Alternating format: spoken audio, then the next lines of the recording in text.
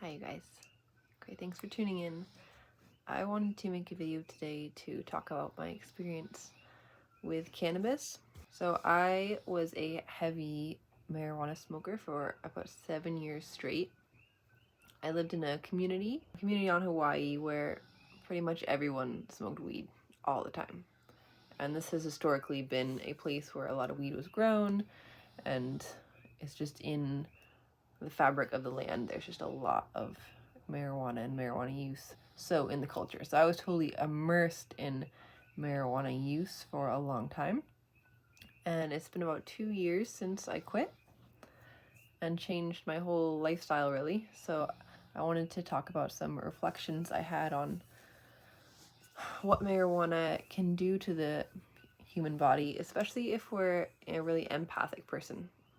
Because I find myself to be a really empathic person, so when I'm around others, I really easily absorb their feelings, and when I'm in a surrounding, I easily kind of become it. I'm like a very spongy person, or I have the capability to be that way. So as empaths, we often are here trying to create stronger boundaries for ourselves. Marijuana has a really big effect on how we're able to create and maintain our boundaries. When I first started to smoke marijuana, and I was pretty innocent, I didn't have really any experience with drugs or alcohol, and I didn't really think of a deeper spiritual implication about what would happen to me if I started smoking marijuana. I wasn't intending on doing this every day for 7 years, but I just kind of started because I had come into this community and it was really fun, and it felt like I was getting all of this new information and downloads from doing it, and it just felt like exciting and interesting to me. It was really stimulating. So I just kind of went along with the culture here and just started smoking marijuana. And it wasn't really until later that I realized how the decisions I made during this time affected me. Okay. So in Chinese medicine, they say that the cannabis herb, it takes energy from our kidney system and it brings it into our heart energy. So it can expand our heart. And that makes sense because the adrenal glands sit right on top of the kidneys. And if you have weakened adrenals, then you'll be experiencing generally some anxiety. That's a symptom you'll be experiencing if your adrenals could use some support. So I think if we're sucking energy out of the kidneys to boost up our ability to feel heart-centered, then it's going to possibly create some fears and anxieties in our body. But also there is the aspect of what it does to open your heart, because opening your heart to whatever situation you're in may or may not be something that's going to be beneficial to you. So yeah, what happened to me was that I was in a place where I was like, wow, everything feels great. I'm going to go along with whatever's happening to me. Like, yeah, this choice over here, whatever you're doing sounds wonderful. Like, everything is just peachy. When you're consuming marijuana, she doesn't really care whether it's you choose this or this, and it's like, it's all good. So I just love everyone. I just love everything. So that can be, a pleasant way to feel, definitely. But looking back on it, yeah, I would not have made the same choices. I definitely would have said no to a lot more things. Because I just wouldn't have been interested in them. Whereas marijuana like expanded my ability to feel interest and feel love for things that my body would have more naturally been a no to. And if I was able to stand up for my no, I wasn't able to on marijuana because it actually broke off my connection with my no. And it didn't mean that like wasn't still happening in my body. So like the anger was stored actually in my body from going along with things and becoming aligned with things that weren't really in alignment for me. So I was bringing things into my life because I was so open that then actually felt violating for my spirit, and then those feelings got stored in my body later. But then after a time, I found myself in a situation where I was so entrenched into a life that was so misaligned for me that anger started to get really overwhelming and start to bubble up, and I felt totally overwhelmed and confused. So at that point, when I realized that I needed to change my life, I wasn't in a position to change it. I had been so entrenched that then I spent years at that point consuming marijuana, like, just to accept my life where I was. So I knew that I didn't really have the power to change it, that I had to just get through. So I would use marijuana just to find joy in the moments and just be okay with what was happening to me, and know that, like, at one point I was going to change when I got the chance, and that's when I would quit, and I did. And you know, people say marijuana is not addicting, or it's psychologically addicting, not physically addicting. It's really hard to separate that. In my experience, the only way that I was able to quit marijuana is that I got too exhausted to continue. So marijuana, really, it is a stimulant, and I didn't even really fully grasp that until I got so tired that any kind of stimulation would just completely knock me out. It's like how they say, like, coffee. Coffee doesn't really give you energy. What it does is it disperses the energy that's already in your body. It's a stimulant. So the same thing with marijuana. If you don't sort of have some juice to give, like, you cannot get high. If you, like with coffee, if you use enough coffee and you're really, really, really so tired, drinking coffee is not going to make you feel more energized. So weed had previously made me feel energized and motivated. So I would smoke and then I would work on X, Y, or Z project. But at this point, I had got myself in a situation where I had said yes to so much that I was so completely drowning in responsibility. I had so much to do that I was beyond exhausted. My body was completely spent for so long that at this point, if I consumed any amount of marijuana, I would not physically be able to move. Literally, my body would, like, go comatose.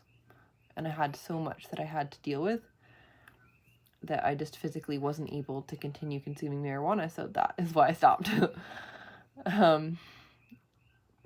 Yeah, I had to continue with my responsibilities, and I was still in a relationship with someone who was consuming heavy amounts of marijuana, so I felt really dependent on this relationship, and that was a big reason why I was continuing to consume it, because that was what bonded us together and what's made me feel tolerant of the relationship. So I knew that if I were to stop consuming marijuana, I would immediately want to leave this relationship because it was so toxic for me. But I just didn't have the wherewithal to do that. I was like, I don't have the support to do that. I don't know how I'm going to do that. So I just needed to keep consuming it so I could stay in it until I got to a point where I had more support built up. But like I said, I physically had to discontinue it. So that's where my journey began, to direct my energy to completely change my life and reverse all the choices that I had made under the influence of marijuana, which some of them can never really be reversed. And even years later, I'm still dealing with the repercussions of being tied to this energy that is misaligned for me. So looking back on it, yeah, I would not recommend marijuana use to my younger self. You know, no regrets. It's always a learning experience. But I would really only support anyone to use cannabis as something medicinal, more ceremoniously, doing it with a lot of intention and in a really safe container that you know what's going to be there, where you're going to be, who you're going to be with, because you will be opening yourself up, you know, on a lot of energetic levels, and you won't have the same kind of discernment that you would in a more sober state. So So yeah, that's my experience in that marijuana can be really dangerous, especially for empaths. People who don't have really strong boundaries will find that they even less so have boundaries on marijuana, and it becomes pretty impossible actually to honor your boundaries when you're constantly using cannabis. Cannabis really works, I think, on an energetic level is that we sort of float above the emotions. So the emotions are still happening and they're still being stored in the body, but we're sort of on this other plane where we're like, well, we're not really in the body. We're not really experiencing it. So it doesn't really matter. So it doesn't really mean that that's not happening though. So it creates this dual aspect. So you'll kind of like be almost two personalities. I've witnessed this a lot where some people that are heavy marijuana users will be one way when they're having marijuana regularly, and even like in the interim later they can still kind of hold on to this character, but like as soon as something triggers something that they're storing in the depths, they'll turn into this completely different person, like a light switch. Okay, so they'll have this stored anger that they've been rising above and not experiencing, that they don't want to be in touch with, that then like overtakes them. So a lot of really heavy marijuana users go into intense rages, and I find that actually when I confront them or try to have a conversation about it, that they don't remember what happened, or they're in such complete denial of it that they're not able to really reconcile these two aspects of themselves happening. So they won't actually be conscious of these massive attacks of rage that are coming from these suppressed emotions that they haven't been able to witness and experience while using cannabis. In the moment, it can definitely make you feel like joyful and childlike and warm and just easy to get along with.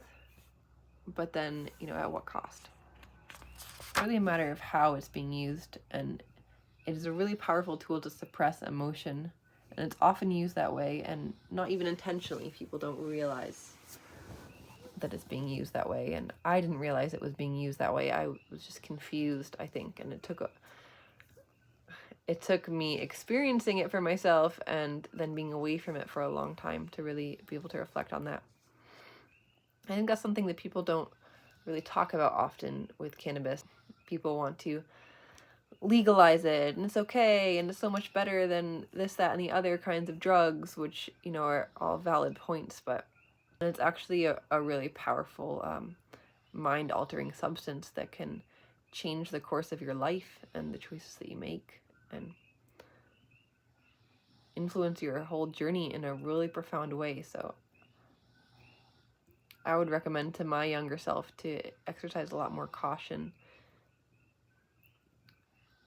and to be sober and alone when making some of the big decisions that I allowed myself to make when I was under the influence of marijuana and other people at the same time. So I've heard a lot of excuses or justifications or just stories that people have told me that are frequent marijuana users. One thing I've heard a lot is, I'm just using it for pain management. I have X, Y, and Z happen to me, and so I need it because it's better than morphine, which, it's hard to argue with. But when I actually witness the behaviors that these people are doing that make that claim, is they're very clearly having emotions come up and then using marijuana to not feel those emotions. So I think if you're doing that to suppress emotions, you're not really going to be admitting that that's what you're doing, because who wants to do that? So I think that a lot of times I use marijuana for pain is an excuse. They're using it not just really for physical pain, but for emotional pain. I'm using marijuana to avoid my emotional pain in the same way that I avoid my physical pain by sort of rising above it. It does the same thing for physical pain. Like, yeah, this pain is still happening. I'm still getting the signal, but I'm just not really in my body. I'm kind of up here, just in marijuana land. So the pain is there, but it just doesn't really bother me the same.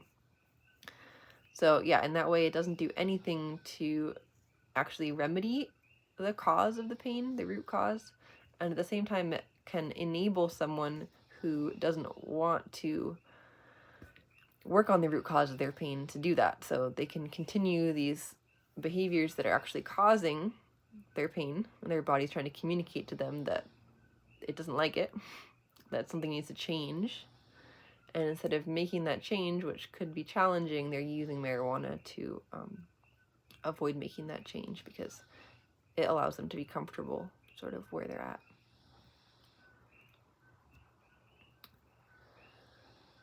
I've heard other people say, I smoke marijuana for happiness. It just makes me happy. It's great. Hard to argue with that too. Like, oh, this makes me happy. Why would you ever not want to be happy?